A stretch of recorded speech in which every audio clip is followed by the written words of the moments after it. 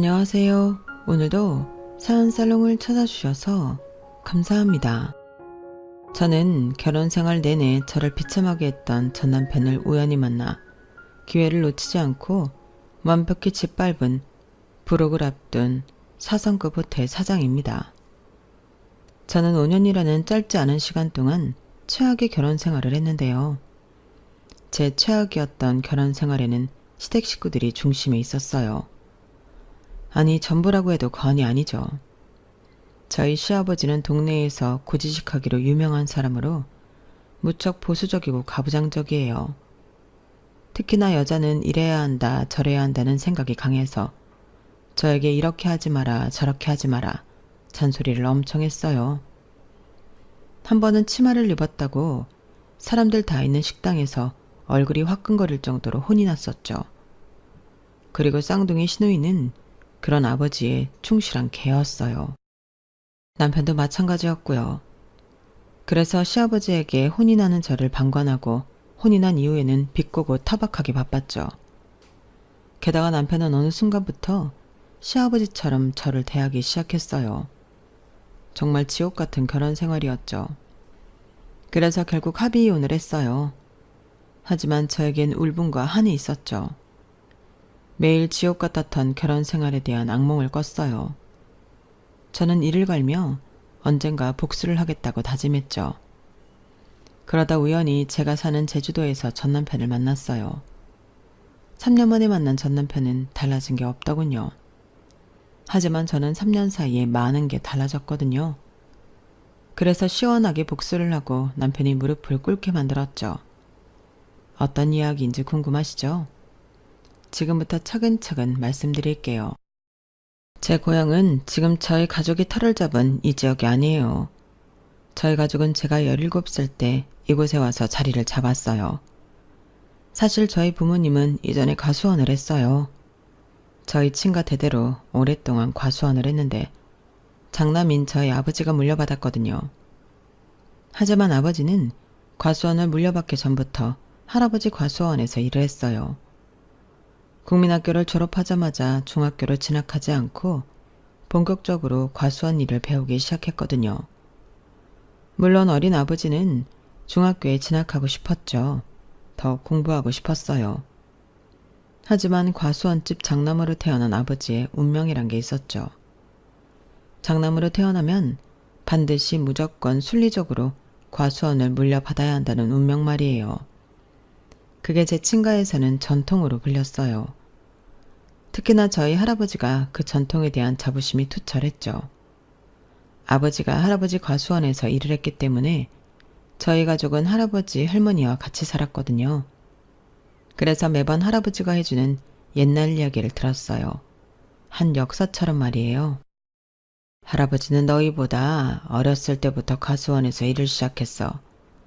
사람들이 고사리 같은 손으로 참 야무지게 일을 한다고 어른보다 낫다는 말을 수십 번은 들었지. 나보고 큰 사람이 되려면 공부를 해야 한다는 사람들도 많았지만 세상은 실전이야. 몸으로 부딪혀 얻는 지식이 얼마나 값진지 모르고 하는 소리지. 책상 앞에 앉아 수백 년을 있어도 내 몸으로 직접 얻는 지식만 못하다. 그러니 너희들도 책만 보는 게 아니라 몸으로 부딪혀야 해. 그리고 가업을 물려받는다는 게 얼마나 자랑스러운 일이냐? 우리 집안은 뿌리가 깊은 집안이다. 동네를 다녀봐라. 너희 할아버지 모르는 사람이 있더냐? 그리고 그건 내 아버지 할아버지 때도 마찬가지였어. 그만큼 우리 집안이 역사가 깊은 집안이란 거지. 역사만 깊냐? 우리 과수원에서는 실패도 없었어. 흉년이야 운에 따르는 것이라 어쩔 수 없지만 우리의 실수로 우리의 판단으로 망한 적이 한 번도 없다 이거야. 준아야, 다른 애들은 몰라도 장남이 너는 이 사실을 크게 마음에 새겨야 한다. 너는 나중에 이 과수원의 후계자가 될 테니까. 솔직히 이 할아버지는 지금도 너를 과수원에서 일하도록 하고 싶은데 너희 부모가 고등학교까지는 보내고 싶다고 하도 성하여서. 어차피 과수원을 할 거면 그런 것들은 필요 없는데 말이야. 그래도 너희 부모가 그렇게 생각한다는데 어쩔 수 없지 않겠니? 아우, 애들 앞에서 옛날 얘기 좀 그만해요. 나중에 그러다가 준하가 과수원 안 물려받는다고 하면 어쩌려고 그래요? 그럴 수는 없지. 우리 집 장남으로 태어난 이상 과수원을 물려받아야 해. 그게 우리 집안의 전통이니까. 할아버지는 저희 남매, 아니 저희 오빠가 어릴 때부터 집안의 전통을 가르쳤고 틈만 나면 오빠를 과수원으로 데려갔어요. 그리고 그걸 저희 엄마가 탐탁치 않게 생각했죠. 아니 아버님은 왜 그 어린애를 틈만 나면 과수원으로 데려가는지 몰라. 그 어린애가 거기서 할 수 있는 게 뭐가 있다고. 나는 우리 아들이 작은 손으로 사갔다는 생각을 하면 억장이 무너져. 그 땡볕에서 쓰러지면 어쩌려고. 내가 아들을 괜히 낳았어. 딸만 낳았어야 했는데. 그래서 아버님이 맨날 노래하는 전통 정통을 끊어냈어야 했는데. 우리 아버님이 얼마나 그 전통에 목숨을 거는지 알아? 나중에 자기 죽어서 재산 싸움하고 혹여라도 가수원 팔까봐 벌써 변호사 만나 유언장 쓰셨어. 그리고 우리 남편 말고는 과수원에도 발도 못 붙이게 해. 사실 우리 남편 과일 정말 안 좋아하거든. 1년에 두세 번 먹을까 말까 해.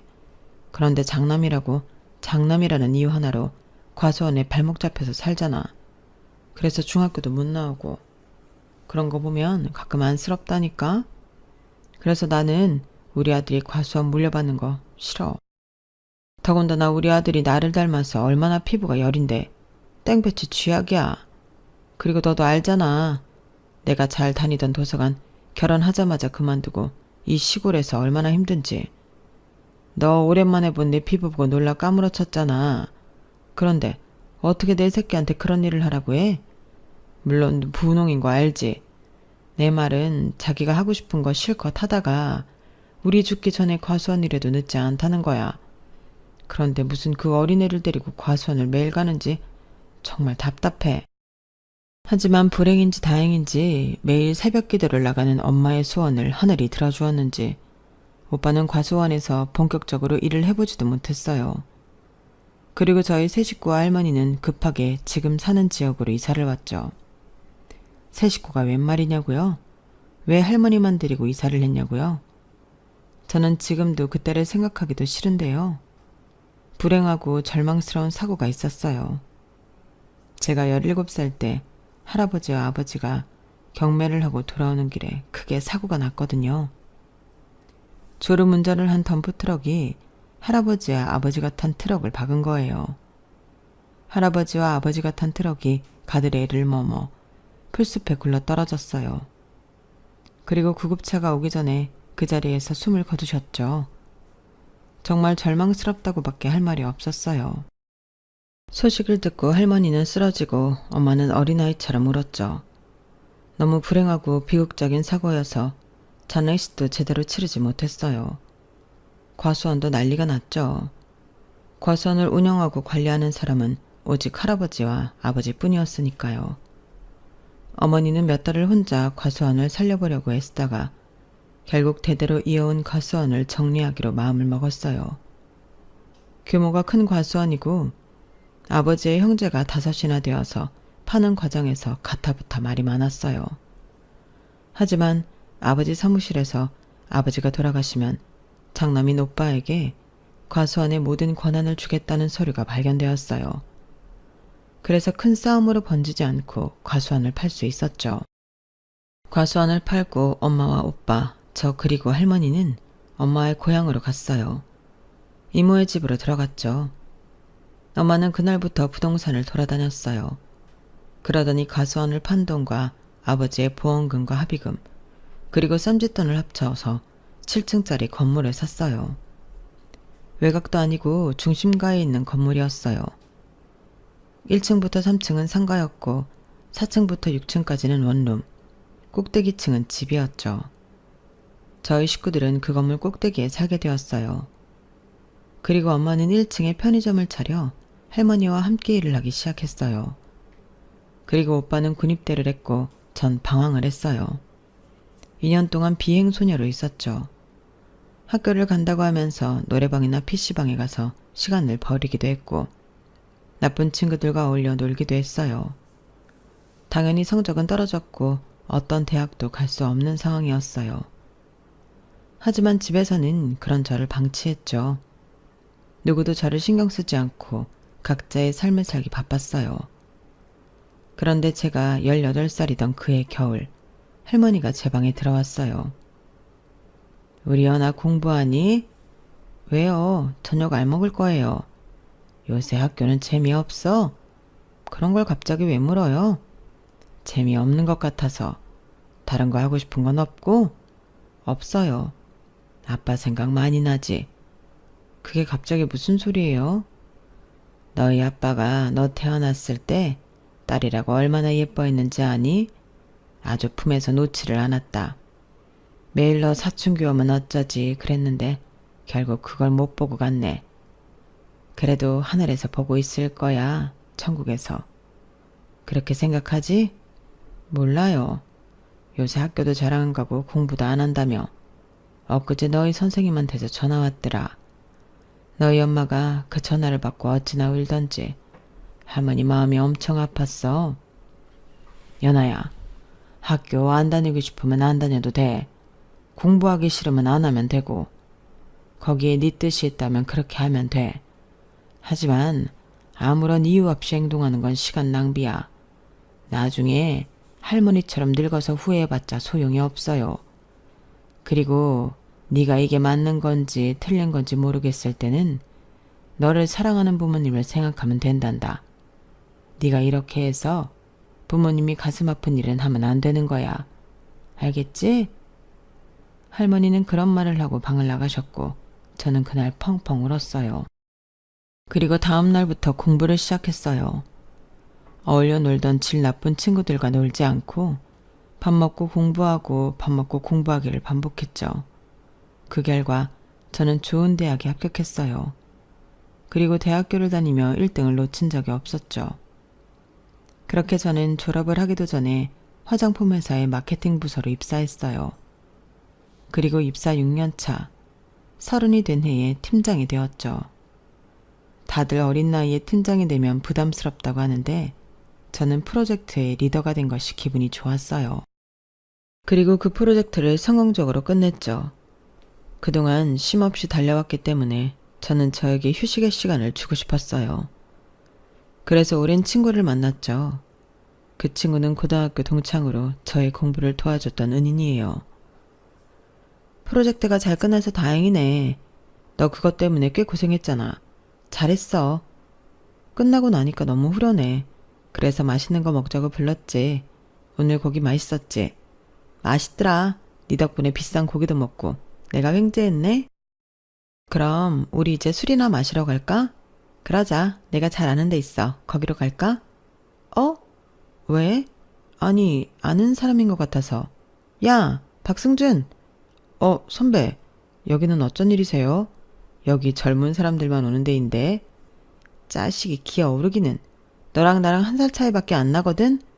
동담이죠. 옆에는 친구분이세요? 그래.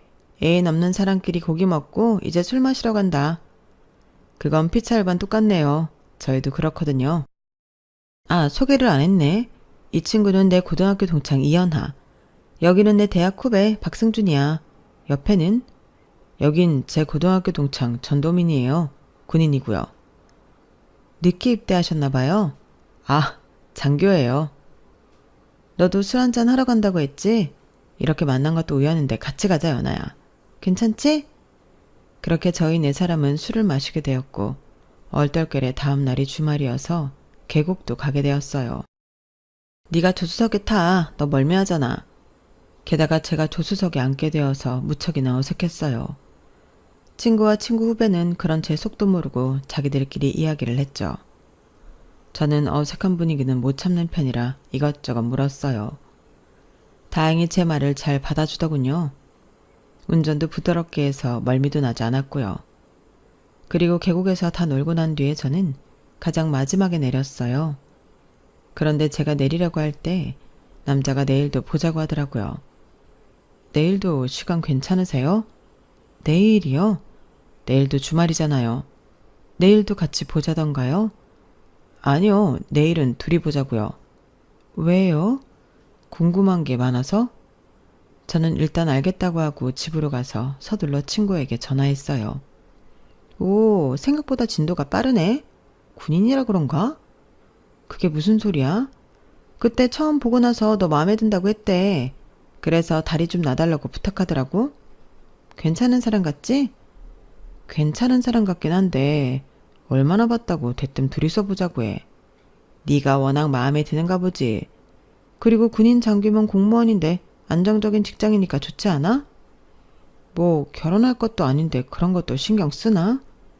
우리 결혼할 때 다 됐거든. 그런 거 신경 쓰면서 만나야지. 아무튼 잘해봐. 그리고 저는 몇 주 남자를 지켜봤고 적극적인 모습의 연애를 시작했어요. 남자친구가 된 그 사람은 연애를 할 때도 참 적극적이었어요. 열정이 넘쳤죠. 이제껏 제가 만나본 사람들 중 가장 저에게 헌신적이었어요. 그래서 연애한 지 8개월 만에 결혼을 하게 되었어요. 남자친구가 청혼을 했죠. 물론 처음엔 저도 급하다고 생각했어요. 불같은 사랑이 식는 것도 한순간이라는 것도 알았고요. 아니요, 솔직히 말하면 몰랐어요. 주변에서 제 결혼 소식을 듣고 급하게 하면 되던 것도 안 된다며 말렸지만 아까도 말씀드렸잖아요. 저에게 이렇게까지 헌신적이었던 남자가 없다고요. 저는 이런 남자는 다시 못 만날 거라고 생각했어요. 하늘이 주신 기회라고 생각했죠. 매일 밤 잠들기 직전에 남자친구와 살림을 차리는 상상을 했어요. 그리고 때마침 남자친구가 저에게 청혼을 했고요. 예스였어요. 저는 눈물을 흘리며 청혼을 승낙했어요. 하지만 결혼식을 올리고 신혼여행을 다녀온 뒤에 남편은 본색을 드러냈죠. 나는 이제 너희들처럼 진급하려고 아등바등 살지 않을 거야. 그러지 않아도 된다고. 너희 내 결혼식 때 우리 장모님한테 인사드렸지? 안 드린 사람 있으면 아마 평생 후회할 거다. 우리 장모님이 어떤 사람인 줄 알아?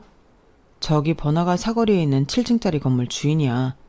거기에 편의점도 있고 병원도 있고 약국도 있고 원룸도 있고 없는 것 빼고 다 있는 거 알지? 그리고 장모님이 나를 얼마나 예뻐한다고? 우리 결혼할 때 장모님이 무려 4억이 나는 새 아파트를 사주셨어. 너희가 평생 그런 집에서 살 수 있을 것 같아? 군인 월급으로 택도 없어. 아우, 이 사람이 왜 이래? 당신 취했어? 왜 쓸데없는 소리를 해? 아닙니다, 재수씨. 뭐 한두 번 듣는 얘기도 아닌데요. 제가 하는 말, 제가 토시 하나 안 틀리고 외웠다니까요. 그래, 내가 거짓말을 하는 것도 아니고 다 사실만 얘기하는 건데 부럽지? 너희들은 고작 연금만 보고 열심히 사는데 나는 차기 건물주가 될 사람이라고? 이렇게 남편은 동료들이나 지인들에게 처갓댁이 저희 친정이 부자라는 식으로 말을 했어요. 듣는 사람이 불편할 정도로 계속 반복해서 말했죠. 그래도 처음엔 남편에게 제 친정이 자랑거리가 된다는 게 뿌듯했어요. 아닌 척 말리면서 어깨가 올라갔죠. 하지만 그건 시작일 뿐이었어요. 남편이 서서히 본색을 드러냈죠. 갑자기 제 차를 바꾸라고 했어요. 차를 바꾸라고? 아직 멀쩡한데 왜 차를 바꿔? 멀쩡하긴 뭐가 멀쩡해. 아니, 멀쩡하다고 쳐도 그래봤자 경차야. 너는 그 차 몰고 회사 출근하는 거 창피하지도 않아? 이제 너도 직책이 높은데 외제차 정도는 몰아야지. 외제차를 몰라고? 그게 한두 푼인 줄 알아? 비싼 건 1억 하는 것도 있던데. 나는 지금 차 괜찮아. 고작 출퇴근만 하는데 이 정도면 됐지, 안 그래? 출퇴근만 하는데 비싼 거 몰아봤자 의미 있어? 그런 것도 다 돈 낭비야. 우리 애 가질 거 생각하면 지금부터 아껴야지. 너는 태어나지도 않은 애 걱정을 하면서 내 얼굴은 내 체면은 생각도 안 하냐? 누가 보면 욕해. 장교 와이프가 경차 mon다고 하면 욕한다고. 뭐 저번에 보니까 다른 와이프들도 경차 타던데? 너 가장이 말을 하는데 어딜 꼬박꼬박 말대꾸야. 내가 바꾸라고 하면 바꾸는 거야. 내가 알아본 차가 있으니까 장모님한테 연락해. 우리 엄마는 왜? 우리가 차 바꾸는데. 자기 지금 대체 무슨 말을 하는 거야? 넌 참. 그런 눈치로 어떻게 회사를 다니는지 모르겠다. 장모님한테 너 차 바꾸고 싶다고 은근슬쩍 말해보라고. 그럼 바꿔주실 거 아냐? 그걸 우리 엄마가 왜 바꿔줘? 나는 자기가 바꿔주는 건 줄 알았는데. 군인 월급에 그럴 돈이 어딨어? 내가 지금 링크 보낼 테니까 그거 어떤 것 같냐고 은근슬쩍 장모님한테 보내. 당연히 처음에는 남편이 하라는 대로 하지 않았어요. 그런데 남편이 얼마나 황소고집인지 결국엔 남편이 보낸 링크만 엄마에게 보냈어요. 그러니 엄마에게서 곧 전화가 오더라고요. 너희 차 바꾸려고? 내 차도 오래됐고 회사 다니면서 보는 눈이 많아서 괜찮은 거 한 대 뽑을까 해서. 엄마 들어가 봤어? 어때? 괜찮은 것 같은데. 그런데 여유 자금은 생각하고 사는 거야? 너희 아기 가질 준비 안 하니? 애 가지면 드는 돈이 한두 푼이 아닌데 지금 너희가 외제차를 뽑을 형편이 돼? 뭐 어떻게든 되겠죠. 지금 당장 아이가 나오는 것도 아닌데. 신중하게 생각해. 아이는 약속한 대로 오지 않는다. 언제 갑자기 아이가 생길지 모르는 일이야. 그러니까 미리미리 대비를 잘 해야지. 엄마는 계속 저희 부부를 걱정했어요. 저는 서둘러 전화를 끊었고 남편과 눈이 마주쳤는데 남편은 재촉하듯 묻더라고요. 어때? 장모님이 돈 준대? 차 사지 말라던데? 아기 생기면 들어가는 돈 많다고 그냥 지금 타는 거 타래. 제가 그렇게 말하자 남편은 대놓고 실망한 티를 냈어요. 그런데 그때 제 휴대폰으로 2천만 원이 입금되었죠. 엄마였어요. 남편이 제 휴대폰을 가져가 확인하더니 슬쩍 웃다가 빈정거렸어요. 내가 우리 장모님이 이런 사람이라는 걸 알았지. 그런데 너무 적다. 그 링크에 차 얼마인지 적혀있는데 절반도 안 주셨네. 어차피 이 돈 가지고 자기가 원하는 외제차 못 사니까 이 일은 없던 걸로 하고 엄마한테 돈 돌려준다. 그게 무슨 소리야. 돈도 받았겠다. 자기가 대출 받아서 외제차 사. 물론 대출 받아봤자 내 드림카는 못 사지만 다른 외제차를 살 수 있어. 내가 알아볼 테니까 대출 받을 준비나 해. 그리고 저희 부부는 정말 대출을 받아 외제차를 뽑았어요. 남편은 그 외제차를 자기 차인 것처럼 행동했죠. 어딜 가든 열심히 몰아. 자기는 다치면 병원 가서 간단히 치료하면 되지만 나는 아니라고. 한번 다치면 중고야 중고. 그러니까 안 다치게 조심해. 정작 본인은 출퇴근을 할 때 주변 시선 때문에 외제차를 몰지도 못하면서요. 그래서 주말마다 혼자 드라이브를 갔어요. 그리고 남편은 끊임없이 건물에 대한 욕심을 드러냈어요. 주말마다 드라이브를 하고 친정엄마를 찾아가 건물 앞을 쓸고 닦았죠. 물론 그런 남편의 속내를 모르는 엄마는 좋아했죠.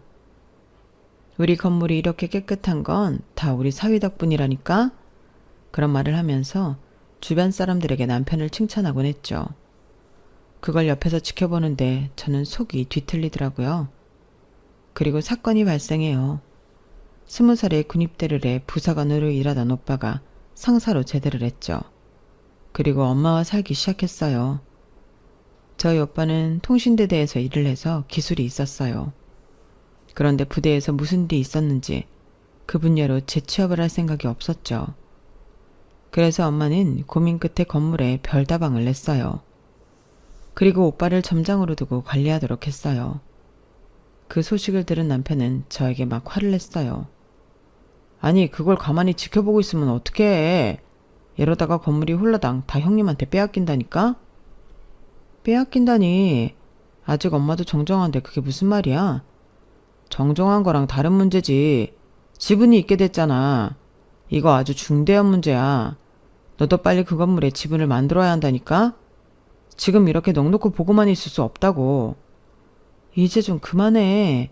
정말 건물주가 되고 싶은 게 꿈이라면 자기 돈으로 직접 건물 사면 되잖아.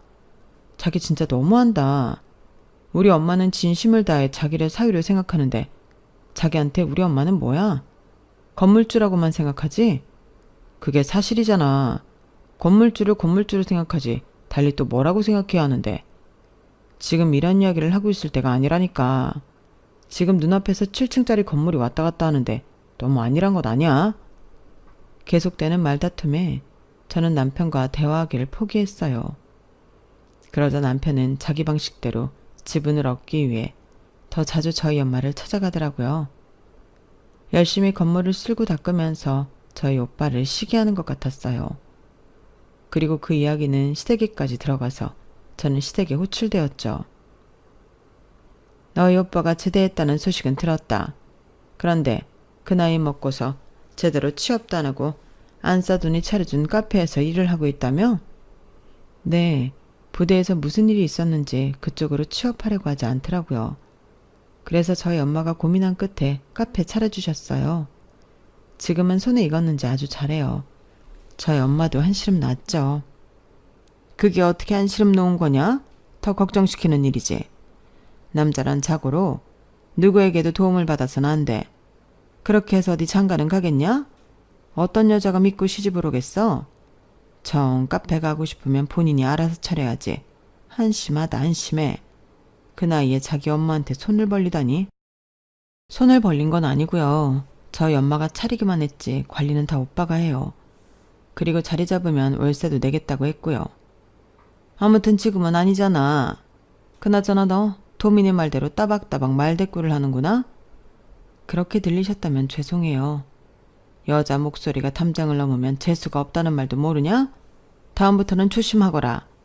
요새는 말이야. 그런 추억 같은 옛말도 모르고 목소리 높이는 여자들이 많아졌어. 폭 달아나는 것도 모르고 말이야. 앞으로 나한테뿐만 아니라 도민이한테도 따박따박 말대꾸하지 말고. 네, 서방님 알겠습니다. 그러란 말이야. 아주 너는 신부 수업부터 들어야겠어. 조신하고 참한 며느리가 되어야지. 저번 일도 그래. 어디 치마를 입고 밖을 돌아다녀? 어디 여자가 다리를 내보이냔 말이야. 맞아. 화장도 그렇고 네가 무슨 연예인이야? 앞으로 내 앞에서 화장하는 꼴 보이기만 해봐라. 아주 내쫓아버릴 줄 알아. 아버지, 그런 말씀은 나중에 하시고 건물 이야기부터. 아 그래. 너희대로 괜찮겠니? 이러다 도민이 말대로 건물 다 오빠 차지가 된다. 우리가 왜 너희 식구들이랑 가족이 되었는데 그 7층짜리 건물 그거 하나만 보고 너랑 결혼시킨 거다. 원래 도민이는 짝이 있었어. 훌륭한 교수 처자를 내가 며느리로 점찍어 놨었다고. 그러니 너는 반드시 그 건물을 우리 집안에 가져와야 한다. 그것도 아니면 일 그만두든지. 내가 누누이 말했지? 일 그만두라고. 집에서 살림이나 똑바로 하라고. 여자가 일에 너무 욕심부리면 안 되는 거야. 어차피 애 낳고 애 키우고 하면 그만둘 건데 너무 비효율적이라고 생각 안 하니? 그때 애 하나 하늘로 보낸 것도 다 네가 욕심부리는 통에 그렇게 된 것 아니냐. 네가 내 말 듣고 제때 일을 그만두고 집에만 있었어도 애가 그렇게 되진 않았을 거다.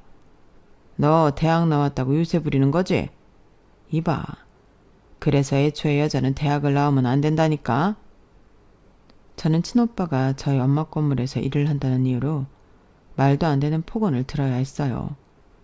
시아버지 말 한마디가 제 가슴에 빗으로 꽂혔죠. 저는 더 독하게 일에 몰두했어요. 매일 야근을 하고 들어왔죠. 회사 사람들이 저에게 무슨 일 있냐고 물을 정도였어요. 하지만 저는 계속 승진해서 누락되었어요. 이유를 알 수 없었어요. 저보다 성과도 별로 내지 않았던 후배가 저 대신 승진했죠. 그걸 남편이 어떻게 알았는지 알고 저에게 비아냥거렸어요. 시댁 식구들도 마찬가지였죠. 봐, 여자는 딱 거기까지라니까. 다 네가 결혼하고 애 낳을 걸 생각해서 높은 자리를 안 주는 거다. 그러니 포기해. 포기하고 살림이나 똑바로 하라고. 저는 지고 싶지 않았어요. 그런데 불행은 한꺼번에 온다고 엄마가 대장암 말기 판정을 받았죠. 엄마는 덤덤했어요. 그리고 치료를 받지 않으셨죠. 그러다 결국 편의점에서 쓰러져 돌아가셨어요. 저는 절망스러웠어요. 상황이 너무 제 뜻대로 흘러가지 않았죠. 그리고 엄마 장례식에 시댁 식구들이 왔는데 아주 제 속을 뒤집어 놓더라고요. 별로 맛있진 않네. 그러게요. 좀 쉬운 궁금 같은데. 너는 제대로 알아보고 정한 거니? 이러면 마지막 가는 길에도 너희 엄마 욕먹는 거야. 그러면 편히 눈을 감겠니? 식사하시고 가세요. 저는 손님 받아야 해서. 그건 그렇고 유산은 어떻게 됐어? 그 건물 반으로 나누는 거야? 저는 시아버지의 물음에 대답을 피하고 싶었어요. 그래서 자리에서 일어나는데 시아버지가 호통을 쳤어요. 이놈, 어디 어른이 말을 하는데 자리에서 일어나? 시아버지의 호령에 주위 사람들이 모두 저희를 쳐다봤어요. 저는 은근슬쩍 짜증을 냈죠. 건물은 저희 오빠가 가져갈 거예요. 카페도 하고 있고 편의점도 오빠가 관리할 거예요. 건물에 대해서는 오빠가 저보다 더 잘 아니까 별 수 있어요. 제가 말하자 시아버지는 기가 차다는 듯이 웃었고 남편은 믿을 수 없다는 표정을 지었어요. 정말이야? 그게 정말이냐고. 내가 이렇게 될 줄 알았다. 그러니 내가 진작 지분을 만들어 놓으라고 했지? 법적으로 효력이 있는 문서가 있는 거야? 자기야, 말을 해봐. 법적으로 효력이 있든 없든 저희 남매는 그렇게 하기로 했어요. 엄마의 뜻을 따르기로 했다고요. 고작 그런 일로 형제애를 무너뜨릴 순 없잖아요. 형제는 무슨 형제? 네 엄마의 결정을 듣고 내 오빠가 단 1원도 나누지 않았단 소리야? 아니 그런 형제애가 어딨어?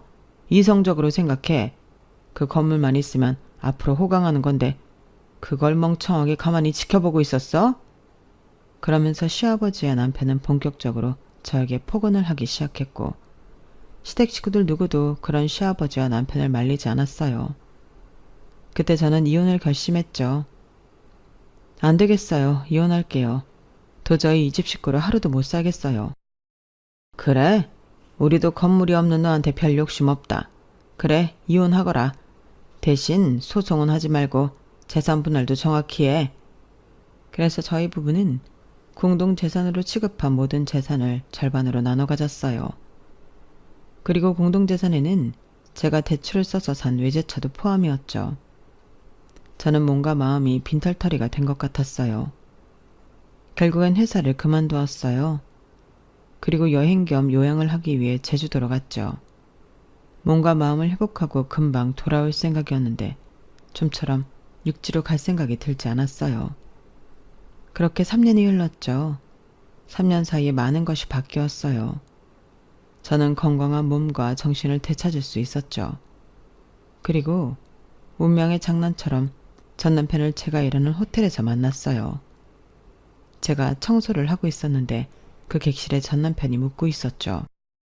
잠깐 짐을 가지러 온다고 올라온 것 같은데 제 얼굴을 보고 흠칫 놀라더니 거만한 표정을 지었어요. 겨우 이런 일 하려고 이혼한 거야? 정말 우습다. 그런데 내가 보기엔 이 일도 적성에 안 맞을 것 같은데 너 청소 제대로 못했잖아. 내가 무슨, 네가 어지럽혀서 그렇지. 아, 이런 건 사진을 찍어서 우리 부모님이랑 누나들한테 보여줘야 하는데 요새 너 같은 것들에도 인권이라는 게 있어서 초상권도 마찬가지고 너도 알지? 그런데 정말 한심하다. 참, 날 보니까 딸로 태어나는 것도 죄구나 싶네. 그게 무슨 말이야? 딸로 태어나서 건물도 못 받고 이런 데에 와서 청소나 하고 있으니 말이야. 일은 그만뒀나 봐. 참네. 이렇게 그만둘 거였으면 진작 그만뒀으면 좋잖아. 봐, 우리 아버지 말 틀린 거 하나 없지? 고래 자존심은 있어서. 그렇게 전 남편이 저에게 비아냥거리는 것을 저는 듣기만 하고 있었어요. 그런데 그때 거의 모든 직원이 객실로 들어왔죠. 한 직원이 제 손에 들린 걸레를 자기가 쥐었어요. 대표님, 청소는 제발 하지 마세요. 그러더니 직원들이 제가 사용한 청소용품을 카트에 넣어 정리를 했어요. 그런데도 전 남편은 처음엔 믿지 않더군요. 뭐? 사장? 어디서 연극 배우라도 데리고 온 거야? 야, 그런데 너무 티난다. 발연기네, 발연기야. 대표님, 아시는 분이세요? 전 남편이에요. 신경 쓰지 말고 일들 봐요. 사장실로 모실까요? 사장실? 그런 것도 준비했어? 그래, 한번 올라나가 보자. 열심히 준비했을 텐데. 내가 구경은 가줘야지. 전 남편은 호기롭게 제 사무실로 올라갔어요. 호텔 꼭대기에 있는 사무실은 벽이 완벽하게 통창으로 되어 있어 전 남편은 들어가자마자 압도당한 것 같았죠. 그런데 티를 안 내려고 무지하게 노력하더라고요. 참 애썼네. 그래서 이렇게 빌리는데 얼마나 들었어? 현실을 직시해. 여기까지 보여줬는데 어떻게 연극이라고 할 수 있지? 아니면 차라리 연극이길 바라는 건가? 내가 너보다 훨씬 많이 버니까? 네가 나보다 많이 번다고? 네가 정말 사장이라고? 그래, 내가 이 호텔의 사장이야. 여기 보이지? 너도 알겠지만 이 호텔 4성급 호텔이야. 2성급인 호텔을 4성급으로 발전시켰지. 어때? 꽤 근사하지? 그럴 리 없어. 너희 엄마의 유일한 재산이 건물인데 그걸 팔았을 리도 없고. 어디서 돈이 나와서 이렇게 된 거야? 사실 제가 제주에서 4성급 호텔 사장이 된 데에는 여차저차한 사연이 있어요. 제가 이혼을 한 뒤에 휴식을 위해 제주도로 왔다는 말씀은 드렸죠. 처음에 저는 게스트하우스에 있으면서 감귤 농장에서 아르바이트를 했어요. 그리고 주인 아줌마와 부쩍 친해졌죠. 주인 아주머니는 동네에서 유명한 정보통이었어요. 그래서 저는 아주머니를 통해 동네의 많은 정보를 알 수 있었죠.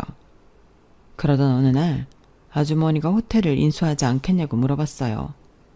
호텔을요? 제가 어떻게 인수를 해요? 호텔 관리하려면 엄청 힘들 텐데 전 못해요. 네가 얼마나 야무진데 그걸 못해. 오히려 문제는 돈이지. 2성급이지만 그래도 호텔이잖아. 게다가 보수를 하려면 또 돈이 들고. 그래도 거기가 위치가 정말 좋아. 사면 무조건 이득이야. 저는 아주머니 말을 신뢰했어요. 그래서 고민하다가 제가 가진 돈을 전부 투자했죠. 호텔을 샀어요. 그리고 4성급 호텔을 만들기 위해 또 투자를 했죠. 그 큰 돈이 어디에 있었냐고요? 사실 저한테는 돈이 있었거든요. 퇴직금도 한 푼도 안 써서 그대로 있었고요. 엄마가 건물은 오빠에게 유산으로 줬지만 저한테도 남긴 게 있었거든요. 엄마의 사망보험금을 제가 다 받았어요. 엄마가 그러도록 조치를 취해놨더라고요. 그 사실을 알고 제가 얼마나 울었던지. 그래서 아무리 힘들어도 그 돈은 안 쓰고 버티고 있었어요.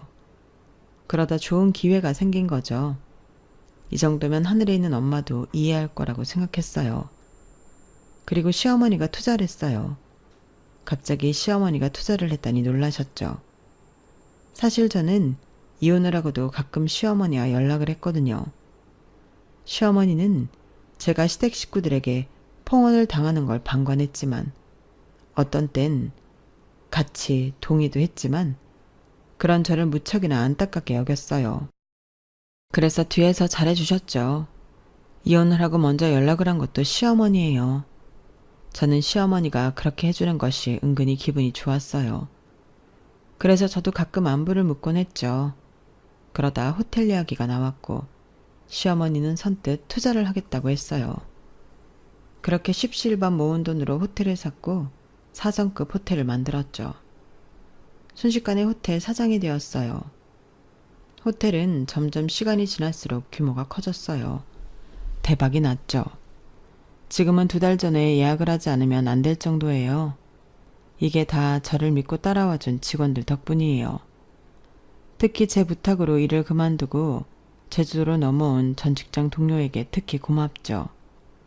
그 친구가 홍보를 기막히게 해준 덕분에 여기까지 올 수 있었다고 저는 생각하거든요. 하지만 호텔에 성공해도 저는 거만하지 않으려고 노력했어요. 그래서 지시만 하지 않고 직원들과 함께 행동했죠. 청소도 마찬가지였어요.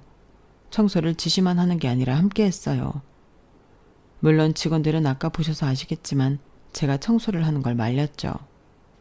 하지만 현장을 알아야 바른 운영을 한다는 저의 믿음은, 철학은 여전했어요.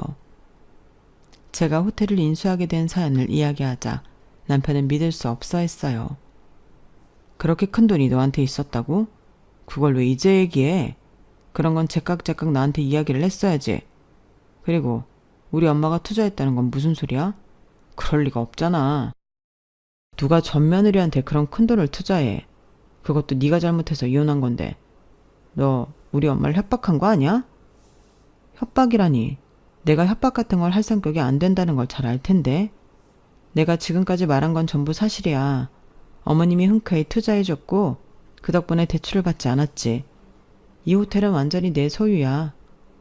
표정을 보니까 배가 좀 아픈 모양인데 그러게 있을 때 잘하지 그랬어. 아니다. 너랑 지금까지 살고 있었으면 내가 호텔 사장도 못 되었을 테니까 너한테도 고마워해야 하나? 이건 말도 안 돼. 너 같은 게 이런 호텔의 사장일 리 없다고. 화려하긴 하지. 지금 네 표정을 보니까 내가 정말 성공했다는 게 느껴지네. 우연히 온 거겠지만 와줘서 고마워. 그러니 내가 호텔 업그레이드 해줄게. 편히 쉬다가 가. 전 남편은 열받았는지 얼굴이 붉어졌어요. 왠지 분해하는 것 같았죠. 그리고 그때 제 남자친구가 사장실로 들어왔어요. 연아야, 점심 먹자. 아, 손님이 있었네. 왔어? 벌써 시간이 그렇게 됐어? 몰랐네.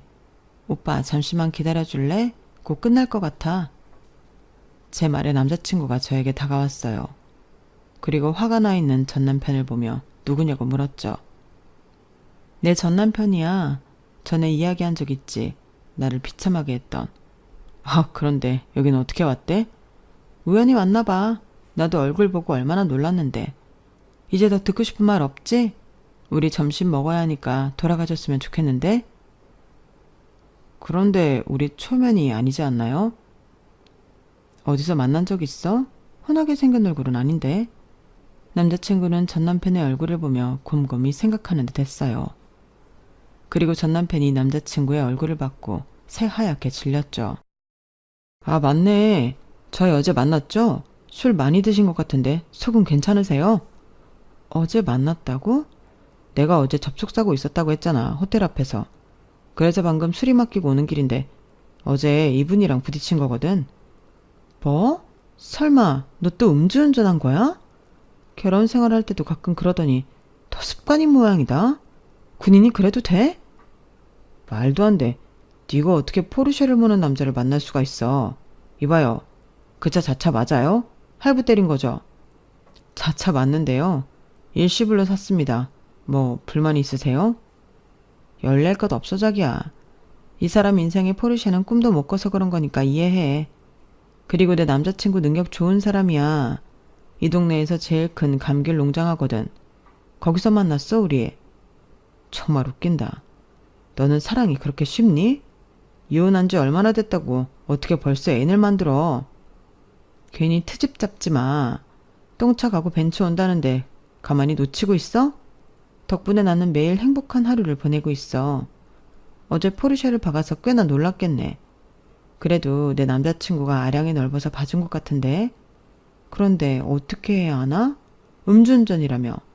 군인이 음주운전하고 그래도 돼? 아, 그리고 내 남자친구도 대령 출신이야. 제대한 지 좀 됐는데. 아, 그러게. 소령이라고 했죠? 제가 근무한 부대에 있다고 들었습니다. 그럼 아직 사령관님 그대로 계시나요? 저를 무척 예뻐하셨는데 그분이 완전 FM이잖아요. 음주운전 사실 알려지면 굉장히 곤란해질 텐데. 어제는 봐주지 않았습니까? 갑자기 왜 이러시는 거예요? 그건 제 여자친구를 비참하게 한 장본인인 걸 몰랐을 때이고요. 지금은 생각이 바뀌었습니다. 신고할게요. 기대하세요. 그렇게 말하자 전 남편은 얼굴이 새하얗게 질린 채로 사장실을 나갔어요. 그리고 남자친구는 정말 전 남편을 음주운전으로 인한 접촉사고로 신고를 했어요. 그리고 합의를 해주지 않았고 부대로 사건이 넘어갔어요. 결국 전 남편은 징계를 받았고 몇 개월 뒤에 제대를 했죠. 그리고 들어보니 전 남편은 시아버지에게도 버림을 받았더라고요. 불명예스럽다며 시아버지가 전 남편을 집에서 내쫓은 거예요. 그리고 그 사실이 분했는지 전 남편이 제 호텔에 찾아와 깽판을 부렸어요. 저는 경찰에 전 남편을 신고했고 불이 나게 달려온 전 시어머니가 뭐라고 하셨는지 아세요? 도민아, 제발 그만해라. 이럴수록 너만 더 망가지고 못나지는 거야. 너의 잘못을 인정해라. 너랑 네 아버지가 그렇게 고리타분하게 구는데 어떤 여자가 버티고 있냐. 너는 연하를 미워할 자격도 없어. 그만해라. 그만하고 이제부터 새로운 인생을 살면 돼. 연하야, 미안하다. 전 남편은 전 시어머니의 말에 아이처럼 울었고 그 뒤로 제 눈앞에 나타나지 않았어요. 그리고 저는 남자친구와 결혼을 약속했어요. 제주도에서 평생을 살기로 약속했죠. 여기까지가 제 사연입니다. 저의 화려한 변신 어떻게 보셨나요? 인생은 정말 롤러코스터 같은 것 같아요. 바닥으로 떨어졌다가 다시 일어나기를 반복하는 게 삶인 것 같아요. 그러니 여러분들도 지금 너무 힘들고 주저앉아 있어도 반드시 일어날 겁니다. 그럼 다들 오늘도 좋은 하루 되세요. 여러분, 사연 댓글에 응원과 현명한 조언 부탁드려요. 좋아요와 구독은 저에게 큰 힘이 됩니다. 오늘도 좋은 일 가득하세요.